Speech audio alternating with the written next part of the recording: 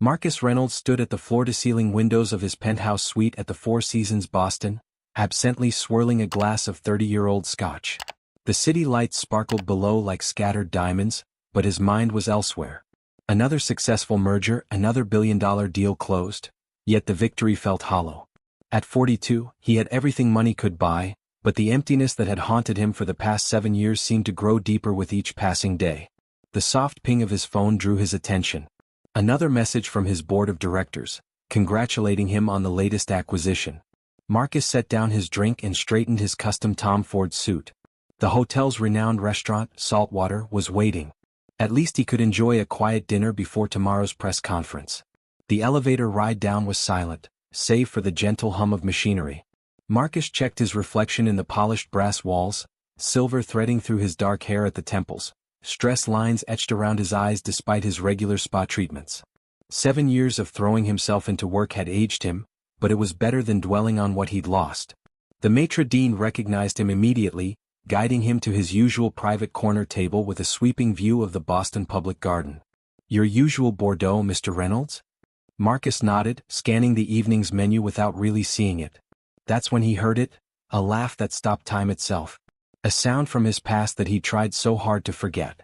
His head snapped up, eyes searching the restaurant. There, 3 tables away, sat Catherine, Kate, his ex-wife. She looked exactly as he remembered, yet somehow even more beautiful. Her honey blonde hair caught the warm lighting, her smile just as radiant as the day they'd met in law school. But it wasn't her presence alone that made his blood run cold. Sitting on either side of her were 2 children, a boy and a girl, perhaps 6 or 7 years old. The boy's serious expression and dark hair mirrored his own, while the girl's infectious laugh was pure Kate. The resemblance was undeniable. Marcus gripped the edge of the table, his knuckles turning white as the truth hit him like a physical blow. Twins. He had twins he never knew existed. The wine steward approached with the Bordeaux, but Marcus barely noticed. His mind raced through calculations. 7 years since the divorce, the timing of their last month together, Kate's strange behavior just before she left. Everything he thought he knew about their split suddenly shifted, revealing a new and devastating reality. The girl, his daughter, turned slightly, her profile so familiar it made his chest ache.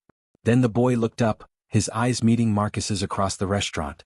Those eyes, his eyes, widened in curiosity, perhaps sensing some connection he couldn't yet understand. Kate followed her son's gaze and Marcus watched as all color drained from her face. The wine glass in her hand trembled ever so slightly, the only sign that she was as shaken as he was. In that moment, Marcus Reynolds, the man who controlled multi-billion-dollar companies with a single signature, felt completely powerless. 7 years of carefully constructed walls crumbled as questions flooded his mind. How could she keep this from him? What gave her the right? And most importantly, what was he going to do about it now? The next few moments stretched like pulled taffy as Marcus and Kate remained locked in a silent standoff across the restaurant. His mind flashed back to their last conversation 7 years ago, her tears, his confusion, the stack of divorce papers between them. "I can't do this anymore," she'd said. "We want different things." Now those words took on an entirely new meaning. Kate leaned down to whisper something to the twins, then stood with practiced calm. "Emma, Ethan, please finish your desserts. Mommy needs to speak with someone for a moment." Marcus watched as she smoothed her navy silk dress and walked toward him with the same determined grace he remembered from their courthouse battles. "Something's never changed. Marcus?" Her voice was steady, but he caught the slight tremor in her hands as she stopped at his table. "Perhaps we should talk somewhere private?" It wasn't a request. He stood without a word, following her through the restaurant to a quiet alcove near the bar. The same subtle jasmine perfume she'd worn during their marriage lingered in her wake, stirring memories he'd fought hard to bury. "They're mine." It wasn't a question. His voice came out rougher than intended, emotions he couldn't quite name threatening to overwhelm him. 7 years, Kate. 7 years of their lives. Gone. He watched her gather herself, squaring her shoulders the way she always did before delivering a difficult legal argument. "Yes, they're yours." Kate met his gaze directly, chin lifted. "Emma and Ethan. They'll be 7 next month." She paused, choosing her words carefully. "I found out I was pregnant 2 weeks after I filed for divorce. You were in Singapore closing the Matthews merger. The merger you said would finally put Reynolds Corp on the map." Marcus felt each word like a physical blow. "And you didn't think I deserved to know? That I had a right to be their father?" His carefully controlled facade began to crack. My God, Kate, I've missed everything. First steps, first words, first day of school? You made your choice long before I found out about the twins, Kate cut in, her voice tight with old pain. 3 missed anniversaries. Christmas alone while you worked through the holidays. The day I lost my father, and you sent flowers with your assistant's signature because you were too busy to come to the funeral. She took a shaky breath. When I discovered I was pregnant, I had to make a choice. I chose to protect them from loving a father who would always put his empire first. Marcus opened his mouth to argue, but the words died in his throat as he glimpsed the twins through the restaurant's archway. Emma was carefully cutting her chocolate cake into precise squares, just as he did with his own desserts. Ethan was reading what appeared to be a thick chapter book, his serious expression a mirror of Marcus's own childhood photos. They're brilliant, Kate said softly, following his gaze. Emma's already 2 grades ahead in math. Ethan reads at a high school level and wants to be a corporate lawyer. A slight smile touched her lips. He says he wants to help companies do good things for the world. The pride in her voice was unmistakable, and it twisted something deep in Marcus's chest. Why are you here, Kate? He finally asked, tearing his eyes away from his children. His children. The word still felt foreign in his mind. The 4 Seasons isn't exactly your usual scene. He didn't mean it as an accusation, but old habits died hard. Ethan won the state chess championship, she replied. This dinner was his prize. He chose the restaurant himself after reading about their chef in a magazine. She hesitated. He's a lot like you, always researching, always planning 10 steps ahead. The weight of everything he'd missed pressed down on Marcus's shoulders. Chess championships. Math achievements. Reading milestones. 1,000 little moments that should have been his to witness, to celebrate. The anger he wanted to feel toward Kate kept dissolving into a deeper, more painful emotion, regret. We're in town for 3 days, Kate added quietly. They have a robotics competition tomorrow at MIT. She smoothed an invisible wrinkle from her dress, a nervous gesture he remembered well. I know you must hate me right now and you have every right to. But they're happy, Marcus. They're loved. And they're so much like you in all the best ways, the ways I fell in love with before the business became everything. Before Marcus could respond, Emma's voice rang out across the restaurant. Mom. Ethan's being weird about his food again.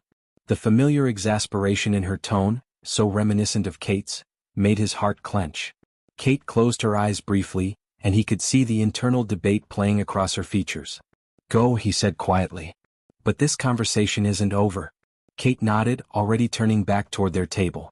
Marcus watched as she settled the minor squabble with practiced ease, remembering how she'd once diffused tensions in billion-dollar negotiations with that same gentle authority. Alone in the alcove, Marcus pulled out his phone, canceling tomorrow's press conference with a few quick texts. For the first time in 7 years, Reynolds Corp would have to wait. His mind drifted to the day he'd met Kate at Harvard Law, both of them ambitious first years with dreams of changing the world. She'd challenged him during a debate on corporate ethics, her passion for justice matching his drive for success. They'd been married 18 months later. The first years had been everything they dreamed of, Kate making partner at her firm, Marcus turning his father's struggling company into a powerhouse. They talked about children someday when the time was right. But someday kept getting pushed back as Marcus chased bigger deals, grander acquisitions. He truly believed Kate understood, that she shared his vision of building something extraordinary before starting a family. His gaze drifted back to the twins. Emma was now explaining something with animated gestures, her hands moving exactly like Kate's did during closing arguments.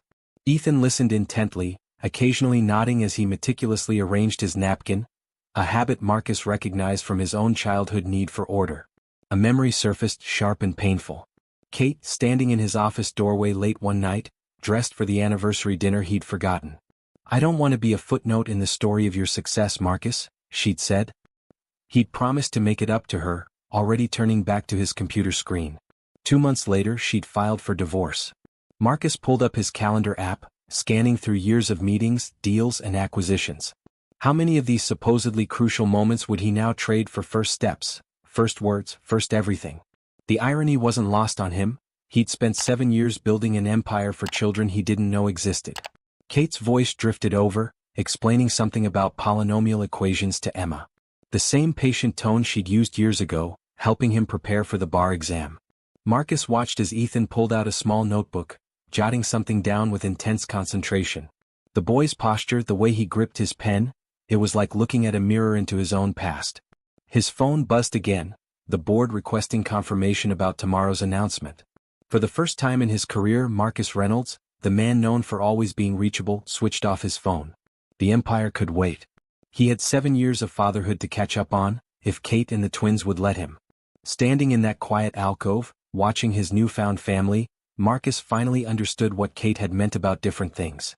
He'd been building a legacy of wealth and power, while she'd been building something far more precious. A legacy of love, growth, and possibility. The question now was whether there was room in their lives for both. If you're enjoying this video and want more content like this, make sure to hit that subscribe button and turn on the notification bell. That way you won't miss out on any of the amazing stories we have coming up. Your support really helps the channel grow and keeps us bringing you more of what you love. Thank you. Marcus was still wrestling with his thoughts when Kate approached again, her expression guarded. "They're asking about you," she said softly. Ethan noticed the resemblance. "He's perceptive that way?" She twisted her wedding ring. No, Marcus realized with a start, her mother's ring relocated to her right hand. Some habits survived even divorce. "What did you tell them about me? About their father?" The question had been burning in his mind since the first shock of recognition. Kate's gaze dropped to the floor, then lifted again with determination. "The truth mostly. That you were brilliant, driven, and that we loved each other very much once. That sometimes adults make difficult choices." She paused, collecting her thoughts. "They know you run a large company, though I never mentioned Reynolds Corp specifically. Ethan actually did a school report on sustainable business practices last month. He used your company as a case study, he just didn't know it was yours." The irony of his son unknowingly studying his work made Marcus's chest tight. "Do they hate me?" The question came out barely above a whisper, revealing a vulnerability he rarely showed. Kate's expression softened slightly. "They don't hate you, Marcus. They can't hate someone they never knew." Her words weren't meant to wound, but they cut deep nonetheless. "They're curious about you though. Especially now that they've seen you. Emma's already figured out why you kept looking at them." Marcus ran a hand through his hair, a nervous gesture from his law school days that he thought he'd overcome. "I want to meet them, Kate. Properly. Not as some stranger across a restaurant, but as..." He couldn't quite say the word father yet. It felt like a title he hadn't earned. "It's not that simple," Kate began, but her response was interrupted by a small voice behind her. "Mom? Is this him?" Ethan stood there, chess championship medal still hanging around his neck, dark eyes serious and questioning. Emma wasn't far behind, practically vibrating with barely contained energy. Kate's carefully constructed walls began to crumble as their children, waited for an answer. Marcus felt frozen in place as Kate knelt down to their eye level, her legal training forgotten in favor of maternal instinct. "Yes, sweetheart. This is Marcus Reynolds. He's..." She glanced up at Marcus, a lifetime of complicated emotions passing between them in that look. "He's your father." Emma, never one for waiting according to her mother's earlier comments, stepped forward. "Did you really not know about us? Because that's what I think from the way you looked at us earlier. Your face did the same thing Mom's does when she's really surprised, like when we got into the advanced program at school." The directness of the question, delivered with such innocent perception, nearly undid Marcus completely. He found himself kneeling as well, putting himself at their level just as Kate had done. "No, I didn't know," he admitted, his voice rough with emotion. "But if I had..." He looked at Kate, silently asking permission to continue. She nodded almost imperceptibly and he turned back to the twins. "If I had known about you, everything would have been different." It wasn't an accusation toward Kate, but a confession of his own failures. "I lost my way for a while, focusing on the wrong kinds of success. But seeing you both now..." He had to pause, gathering himself. "You are more incredible than any achievement I could have imagined." Ethan studied him with an intensity that Marcus recognized from his own mirror. "Mom says you help companies become better," he said carefully. "That you fix broken things and make them work right again." The boy fingered his chess medal thoughtfully. Do you think some broken things can't be fixed?" The question carried weight far beyond its simple words, and Marcus felt its impact in his soul. He was about to respond when he noticed Kate brushing away tears, trying to hide them from the twins. In that moment he saw not just his ex-wife, but a mother who had carried the burden of their past choices alone for 7 years. Marcus met his son's penetrating gaze, recognizing the weight of this moment. "The most important things can always be fixed, Ethan. Sometimes it takes time, patience, and being brave enough to try." He glanced at Kate before continuing. The trick is recognizing what's truly important before it's too late. Emma, who had been uncharacteristically quiet, suddenly burst out, "We're staying at this hotel too. Mom got us a suite because of Ethan's chess thing." "What floor are you on?" "We're on 12. Her excitement pushed through the heavy emotional atmosphere like a burst of sunshine through storm clouds. "Emma," Kate warned gently, but Marcus caught the slight upturn of her lips. Their daughter's ability to cut through tension reminded him of Kate during their early days, when she'd break his stress-induced work spirals with spontaneous suggestions for midnight ice cream runs. "I'm actually on the top floor," Marcus replied, watching Emma's eyes widen. "It has a pretty amazing view of the city." He hesitated, then added, "Would you like to see it? All of you?" The last part was directed at Kate, an olive branch extended across 7 years of silence. Kate's internal struggle played across her face. The protective mother warring with the woman who once trusted him completely. Finally, she asked, "What about your press conference tomorrow?" "I saw the announcements. I canceled it," Marcus said simply. The twins might not understand the significance of this statement, but Kate did. Marcus Reynolds never canceled press conferences. Her surprise was visible. "Can we, Mom? Please?" Emma was practically bouncing now. "I want to see what a penthouse looks like.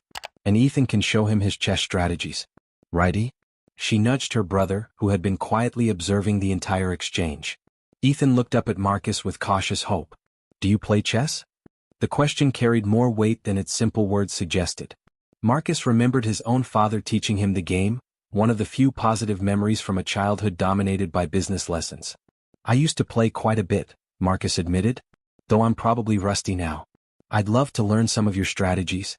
The smile that crossed Ethan's face transformed him from serious scholar to excited 7-year-old in an instant. Kate checked her watch, a nervous gesture Marcus remembered well. "It's getting late and you both have the robotics competition tomorrow?"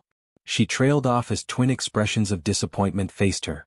The same expressions she'd seen countless times in client meetings when opposing counsel brought their children to the office. "The competition isn't until 11, Ethan pointed out logically. "And we've already finished dinner?" He glanced at his sister, who nodded enthusiastically. In that moment of silent sibling communication, Marcus saw what he and Kate could have been, should have been, as parents together. "Just for a little while," Kate conceded, her voice soft. "But first, excuse us for a moment." She guided Marcus a few steps away, out of the twins' earshot. "They're going to have questions. Lots of them. And they're going to want answers we might not be ready to give." Marcus nodded, understanding the warning in her words. "I know. But Kate." He paused, choosing his words carefully. "I've missed 7 years of questions. I'd like to start answering the ones I can, even if they're difficult." Something shifted in Kate's expression. Recognition of the man she'd fallen in love with, perhaps, emerging from behind the corporate facade. As they walked toward the elevator, Emma slipped her small hand into Marcus's without warning. The simple gesture nearly stopped his heart. She looked up at him with Kate's eyes and asked, "Did you really build your whole company yourself?" "Because that's what the article Ethan read said. He has it saved on his tablet, he saves everything about business stuff." Ethan flushed slightly at his sister's revelation but didn't deny it. Instead, he pulled out the tablet from his backpack, already opening a folder labeled Future Business Ideas. The sight made Marcus's throat tight. His son had been unknowingly following in his footsteps all along. The penthouse suite felt different as Marcus opened the door, the space transformed by the presence of his newfound family. Emma gasped at the panoramic windows, immediately running to press her hands against the glass, while Ethan took in every detail with measured observation. Kate hung back slightly, arms crossed, a posture Marcus remembered from board meetings when she was preparing to object to something. "You can see the whole city from here," Emma exclaimed, her breath fogging the glass. "Mom, look. You can see our old apartment building from here?" The words hit Marcus like a physical blow. Their old apartment, he'd bought it after their divorce, unable to let go of the memories it held.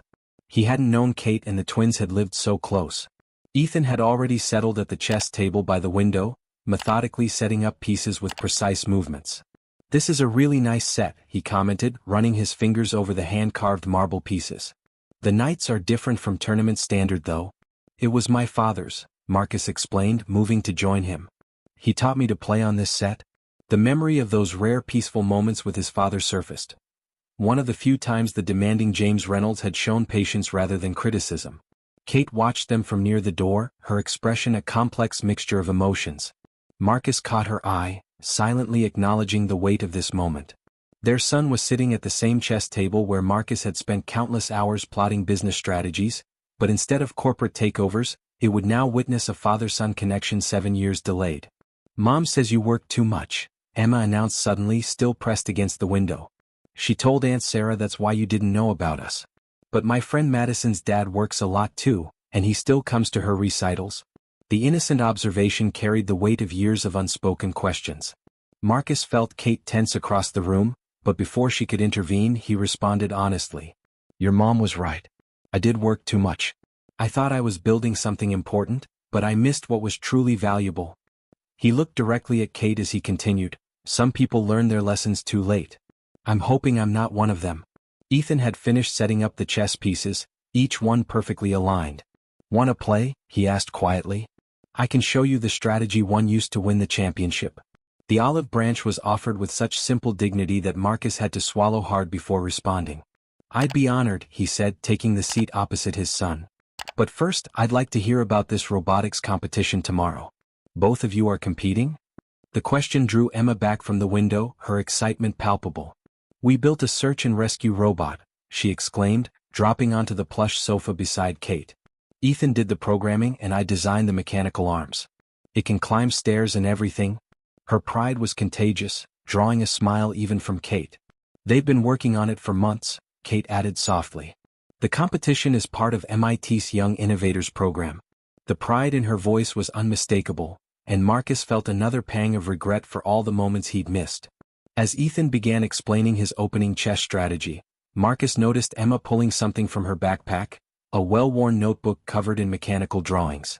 She caught him looking and explained, "These are my invention ideas. Mom says I get my creativity from you, but my organization from her." The simple statement sparked a memory, Kate organizing his chaotic business proposals in their first year of marriage, turning his creative vision into actionable plans. He'd always said they made the perfect team. Looking at their children now, he could see that perfect blend of both of them, created and nurtured despite his absence. "Dad?" Ethan's voice was tentative, testing out the word for the first time. "It's your move." The word dad hung in the air, changing everything. Marcus met Kate's eyes across the room, seeing in them a reflection of his own emotional turmoil, fear, hope, and possibility all mixed together. If you're enjoying this video and want more content like this, make sure to hit that subscribe button and turn on the notification bell. That way you won't miss out on any of the amazing stories we have coming up. Your support really helps the channel grow and keeps us bringing you more of what you love. Thank you. The word dad seemed to shift the atmosphere in the penthouse suite. Emma looked up from her notebook, watching her brother and father intently over the chess game. Kate moved to the window, using the city lights to hide the emotions playing across her face. Marcus stared at the chessboard, seeing not just the pieces, but the weight of responsibility that single word carried. "Checkmate in 3 moves," Ethan said quietly, pointing out the trap he'd set. "Unless you see something I don't." The humility in his voice, so familiar to Marcus's own early chess days, made his chest tighten. His son hadn't just inherited his looks, he'd inherited his strategic mind, his careful analysis of all possibilities. "No, I see it now," Marcus admitted, studying the board with genuine admiration. "That's brilliant, Ethan. You set that up 6 moves ago, didn't you?" The boy's pleased smile was answer enough. From the couch, Emma rolled her eyes good-naturedly. "He does that to everyone," she explained. "Mom's the only one who sometimes catches his traps early. She says it's because she spent years watching you set up business deals the same way." The casual observation made both Marcus and Kate freeze momentarily.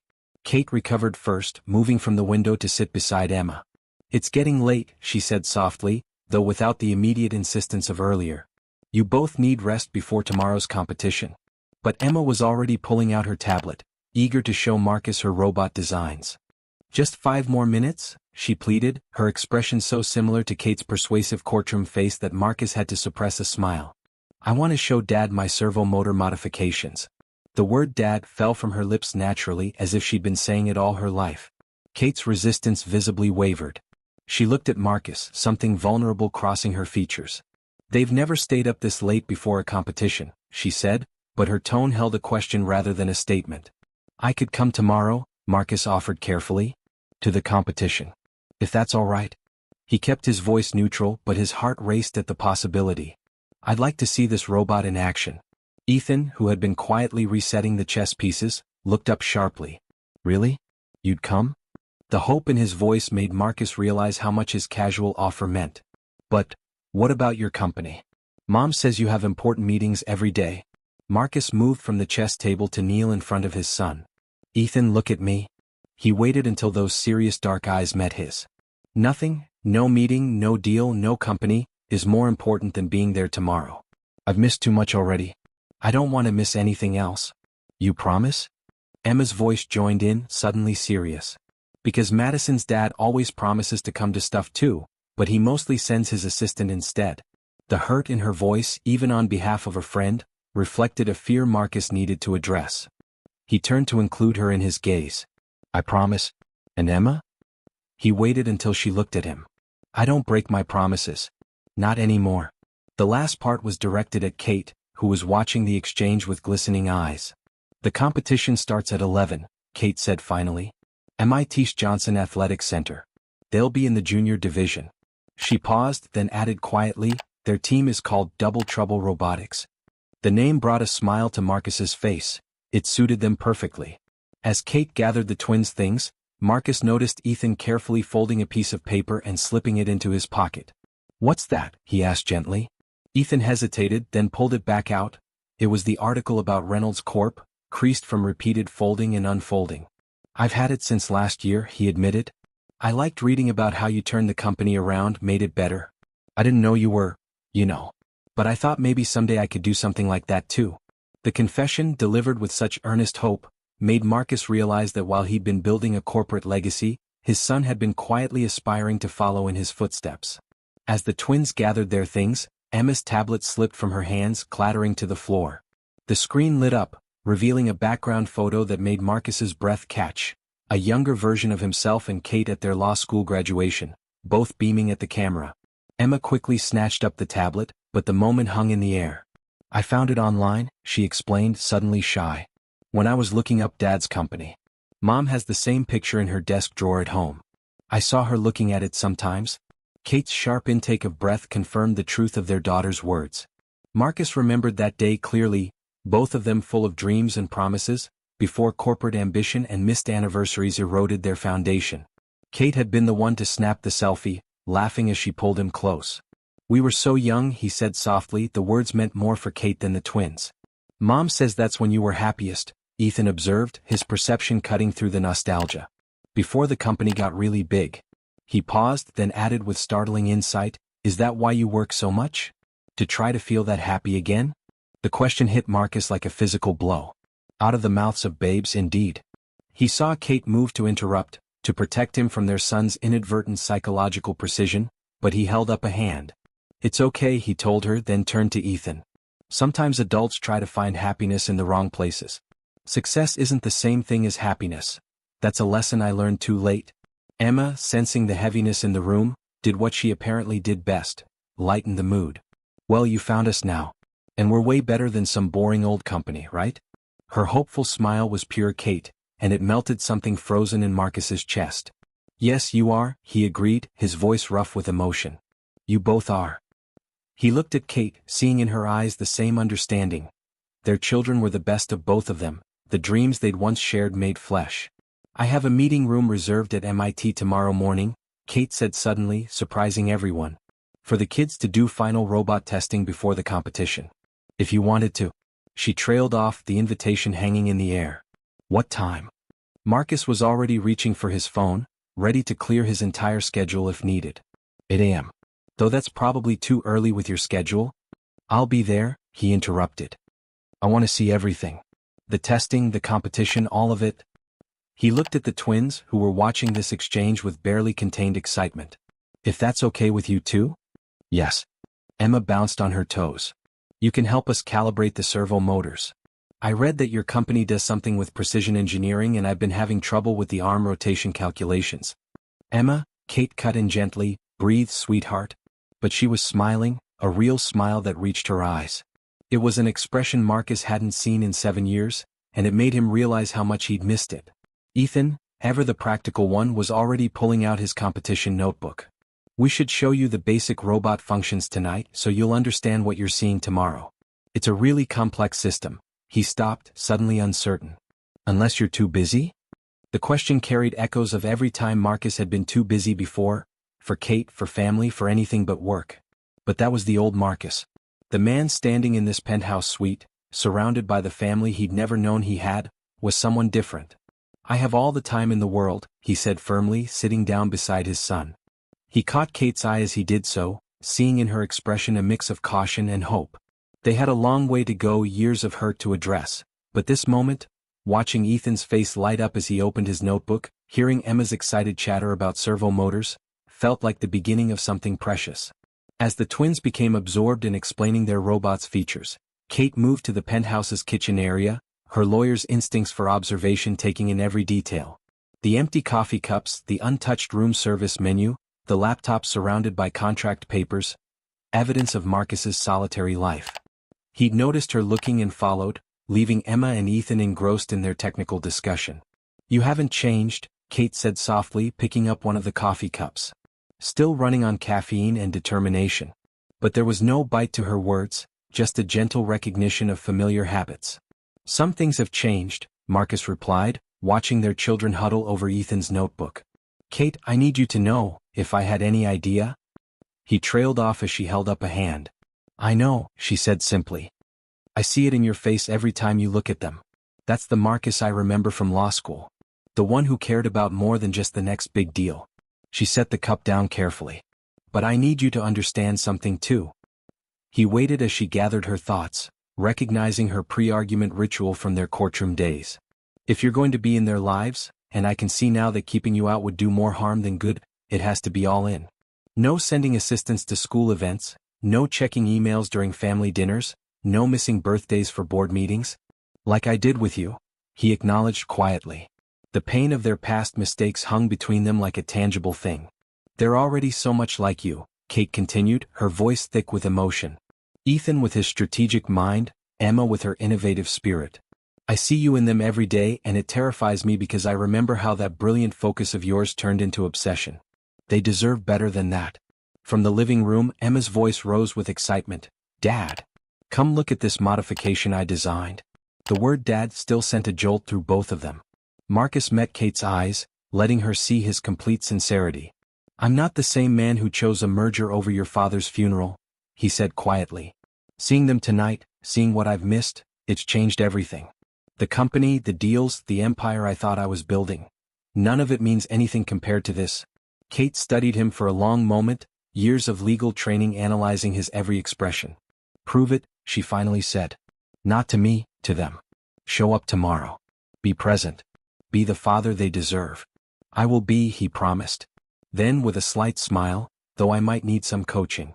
I'm 7 years behind on the whole parenting thing." Before Kate could respond, Ethan's voice interrupted. "Mom. Emma's trying to reprogram the robot's base code." The familiar exasperation of an older sibling, by 12 minutes as Emma had proudly announced earlier, brought a smile to both their faces. As they moved back to the living room, Marcus noticed Kate brush away a tear. The gesture reminded him of another moment 7 years ago, when she'd done the same thing signing their divorce papers. But these tears felt different. Not an ending, but perhaps a beginning. "Okay, you too," Kate announced, her mom voice firmly in place. "It's really time to go. We have a big day tomorrow." She held up a hand to forestall their protests. "The robot will still be there in the morning and your father will be too." She glanced at Marcus. "Right? 8 a.m. sharp," he confirmed. "I'll bring breakfast." The smile that earned him from all three of them made his heart swell. For the first time in 7 years, his penthouse felt like more than just a place to sleep between meetings, it felt like it could become part of a home. As they gathered their things, Emma threw her arms around Marcus in an impulsive hug. "I'm glad we found you," she whispered, then darted back to Kate's side. Ethan offered a more reserved handshake, but his eyes shone with the same happiness as his sister's. Standing in his doorway, watching them walk toward the elevator, Marcus realized that his life had irrevocably changed in the space of a few hours. The press conference he'd canceled, the deals he'd postponed, none of it mattered compared to the promise of tomorrow morning. If you're enjoying this video and want more content like this, make sure to hit that subscribe button and turn on the notification bell. That way you won't miss out on any of the amazing stories we have coming up. Your support really helps the channel grow and keeps us bringing you more of what you love. Thank you. After they left, Marcus walked to the window where Emma had stood earlier, pressing his own hand against the glass. The city lights blurred as he thought about everything he'd missed: first steps, first words, first days of school. But more than those milestone moments, he'd missed the small things: breakfast conversations, homework help, bedtime stories, the everyday pieces that built parent-child bonds. His phone buzzed, another message from the board about tomorrow's canceled press conference. For the first time in his career, Marcus left it unanswered. Instead, he pulled up his calendar app and began deleting meetings, clearing his schedule for the next several days. The empire could wait. He had more important things to build now. On his desk, next to stacks of contracts and merger documents, lay Ethan's chess medal. His son had left it behind, carefully placed next to the marble chess set. "So you can bring it tomorrow?" he'd said with that serious smile. Such a simple gesture, but it carried the weight of trust, of hope, of possibility. Marcus picked up the medal, remembering how proudly Ethan had worn it. His son, a chess champion who studied business practices for fun. His daughter, an engineering prodigy who kept his photo on her tablet. They'd grown into incredible people without him, thanks to Kate's unwavering devotion and strength. He thought about Kate's words in the kitchen, her fear that his ambition might hurt the twins as it had hurt her. She was right to be cautious, right to protect them, but she was also right to give him this chance, this possibility of redemption. Moving to his desk, Marcus opened his laptop. Instead of checking market reports or acquisition proposals, he began to type, "Dear Board of Directors, I am writing to inform you of some significant changes."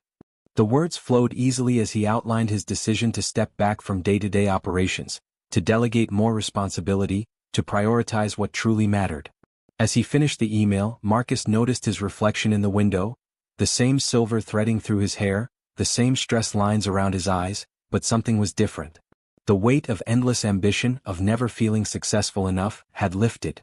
In its place was something lighter, brighter: hope. Tomorrow morning he would meet his children for robot testing.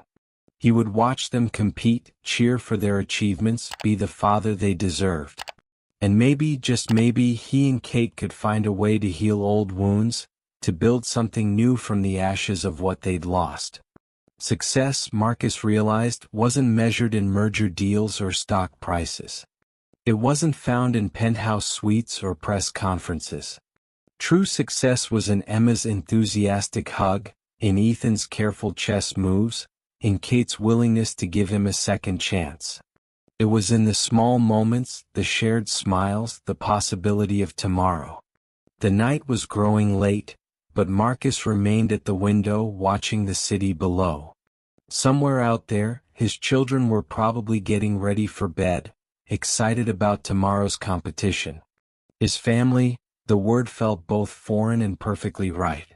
He had spent 7 years building an empire of wealth, but in one evening he discovered a different kind of richness.